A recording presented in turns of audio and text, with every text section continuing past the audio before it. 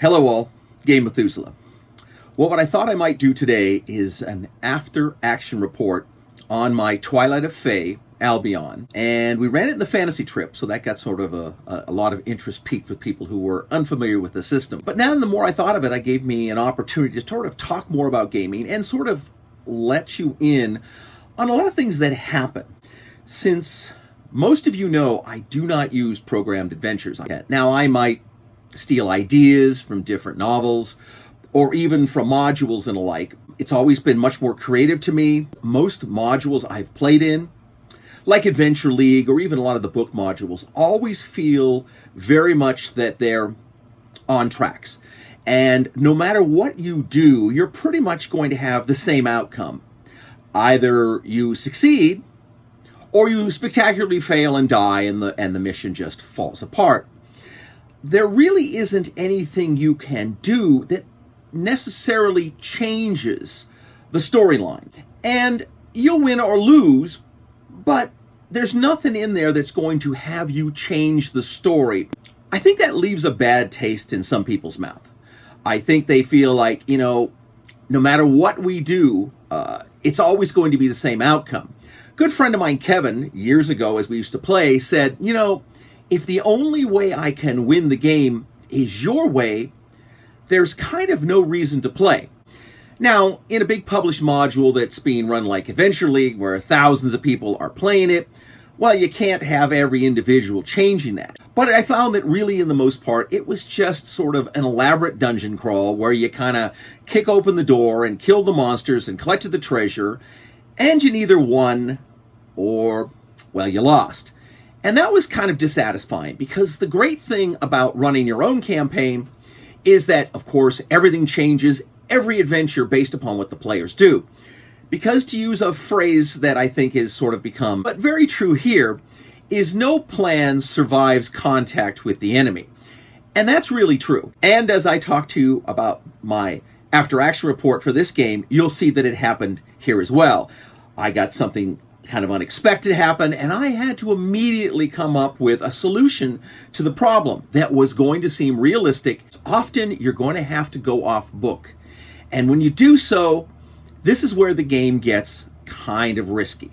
And I understand this with people who haven't run before, maybe more so than I ever thought of it before. It's kind of scary when you have a whole plan and you know how the game's going to go, and then the players make this sort of left turn, or they do something unexpected that you never considered in a million years would happen, or, as it was in my case, you forget about a magical item they have that they can utilize in this particular situation that you set up, and it's going to change what happened. There is some safety in running a module, but I think, as I have told you earlier, you should modify them to make them your own by adding additional things. There's an advantage in running a programmed adventure, is that if the players really do change the story, they can go off book. So the idea might be that you might start a programmed adventure, run it for 4 or 5 sessions, then realize what the players have done have made everything from then on in the story superfluous. And then you can make it your campaign. And I think that might be a good way to start if you feel like you understand the game, but you still don't feel confident enough in your skills to just design your own content. For those who saw the video I did on my game 2 weeks ago, and you saw my prep video that I did that morning so that you could see how I prepared the campaign adventure, this was about the 7th mission. It was a part 2 of a mission they'd already started, so most of the role-playing took place in the previous adventure, and at this point, it was sort of the payoff of whether they were going to be able to recover the dragon egg, beat the bad guys, find out if there was some additional mysteries, and move down some pathways. Some very interesting things happened, but mostly it was a battle vignette, and I thought that would work in that I could edit it down into something manageable that you guys could hopefully utilize and be able to bring up to your own game and see if it worked. And you get to see Fantasy Trip, which I thought was a bonus. Before we start, I toyed with this, and I talked it over with my wife, and she said, go ahead and do it. Promise me you're never going to tell anybody this, because it's going to make me look really bad. You saw me prep up the video. I told you what I used, I showed you what I made, the new creatures I created. Really cool. I was ready to go. Had brand new dice. Everything was working out great. Got to my campaign. We sat around and schmoozed, had a little snack, sat down to play, and I couldn't find my 3x5 box. And I hunted around and tried not to show anybody that I was panicking big time. And I went, oh, crud. I left my box at home with my adventure in it. Well, now, fortuitously for me, I had just prepped this. And I'm pretty good at doing a tap dance when things don't necessarily go my way. So suddenly, without the dungeon, without my cards that had all my creatures on it, I had to run the adventure with nothing. Now, I've done this before, so it really wasn't that big of a problem. I kind of knew what the map looked like, so I opened my 3-ring binder, which I did bring, and set up some stuff behind it, like maybe I was looking at these maps and looking at these cards, and I wasn't going to let anybody in the game know that, oops, I screwed up. I forgot to bring the whole campaign, so now I'm going to have to wing it for you guys. And I did. Now, fortunately, I could remember, for the most part, what the creatures did, what I wanted them to do. Now, because they were new creatures, and because they had special abilities, I got a little pushback from my players. Like, hey, wait, that's not the rules, don't cheese us out on this. And it makes it difficult as a game master when you're basically trying to wrangle the monsters and run the storyline and make sure you're doing the rules, and then, oops, I forgot to bring anything, and figure out how indeed these creatures worked and how strong they were going to be in the combat. The room-to-room thing was less smooth than I had hoped for. Most of that got edited out and you didn't see it, because there was a lot of empty rooms, and these people have played with me a lot, so they assume a Murphy orc trap or something even more nefarious around every corner. So they basically opened every door, they searched every wall, they all have alertness. These people are all prepared that Jim's going to pull a fast one out. They go to great pains to, as one guy said, basically go into SWAT mode every time things are going on. Still, they did a great job. As you saw, the shambling mound and the little master shambling mound thing that I made worked perfectly. I thought it was very cool. If nothing else, it actually sort of built in my mind sort of a future canon for what the shambling mound is. It's kind of a small offshoot of the shambling mound because it can't move. They can go out and find prey and then bring it back to the master vine that is there. And thusly, that's how something like a shambling mound could grow. And I assume this thing would be like hugely deep eventually and massively powerful, so that it's something down the road I could build upon that could be very frightening and very interesting. And in my Twilight of Fae, which is all sort of based in sort of a foresty, fairy-like environment, I thought this creature was perfect. And it went well. And I'm excited to continue on with it. The second thing was the minions I used. And I did it with kobolds. And kobolds, as you guys know, are really, really nothing special. But I thought the thing to give them as a special, because they're of course minions, is the minions can stack 2 in a space. That was potentially devastating. Now, I used kobolds because I knew these guys were high-level characters. They were going to be of no threat to the party, no matter how many I put out. If I'd put out 40 of them, unless there were a few criticals and something weird happened, the party was going to wipe them aside. This concept of suddenly getting 6 attacks upon them, based upon the fact these creatures could stack 2 in a square and then sort of easily flank around them, really, I think, kind of really got them frightened. This was a really unbalancing thing to do to the system of the game. And now I didn't think it was, and I still don't think it is. I think this is up to the DM to provide additional challenges. The question, of course, is, being an alpha design, it has to be massaged, because, well, if kobolds can do it, can goblins do it? Well, if goblins can do it, can snakes do it? Can some other creatures? Can flyers go one on top of another? Could be a lot of variables that could make the game potentially unbalanced. So I don't know whether I'm going to do it again, at least with anything more than my kobolds, but I might. Snakes seem like a really good thing. Bugs and beetles and rats. I mean, I keep thinking now the idea of like giant rats could be 2, maybe even 3 giant rats. And, well, let's not talk about sturgies, because, well, you know how I think about those. Most people tend to, I'm going to say, take the game too seriously while they're game mastering, and they get stressed because they want everything to go exactly as they planned it. Well, it's not going to, as my party showed me. Now, they got down to the lower depths, and they had beaten the monsters, and they searched the upper level of the dungeon, and they found the elevator down to the forge, and they went down there, and they said, well, this is interesting, this is the blast furnaces, but it's likely what's really important is going on upstairs, which was absolutely true. So they stealed their way back up the elevator. They busted in. There were a slew of kobolds, this prisoner gnome who's actually got this cauldron of dragon egg in it, and they're trying to heat it up so they can hatch it, a la Game of Thrones. Battle ensues, and then Richard, my friend, thinks of something really brilliant. He has a ring that has magic rainstorm on it. Kind of innocuous. Except he says, look, I'm going to throw it onto the gnome and the people around him where the big cauldron of molten metal is. And it's likely going to explode. And I'm thinking, crap. He's more than likely right. Even if it doesn't completely go gablooey, it's going to throw huge gouts of steam. It potentially could destroy the egg, which they had discussed. It's going to kill or damage many people around this. It's going to cause sort of a mystical fog to linger for a little while. And all this is going on in my head as he's casting the spell.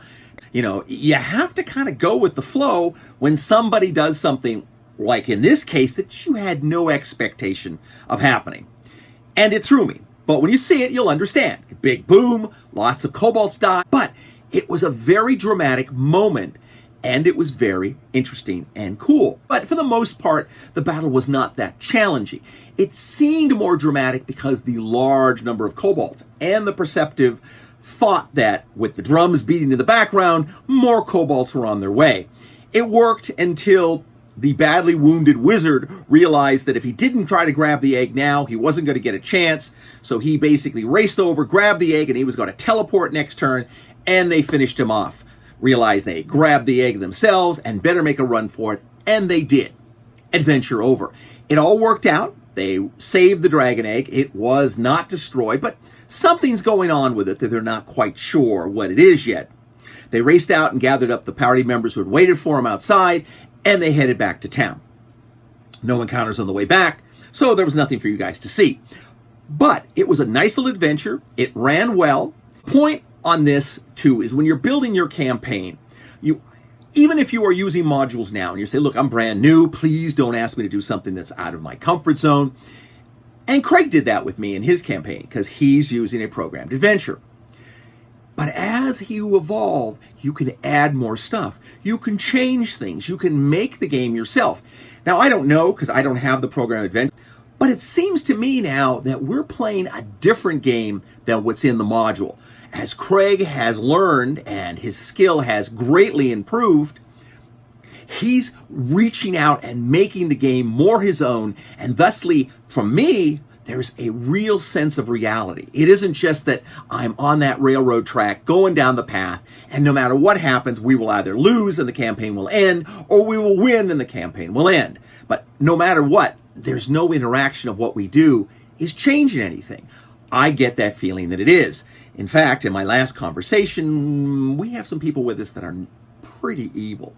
And one of them is a chain demon, very sexy, all with her chains, kind of hot, trying to hit up my bard to say, there's things you must want.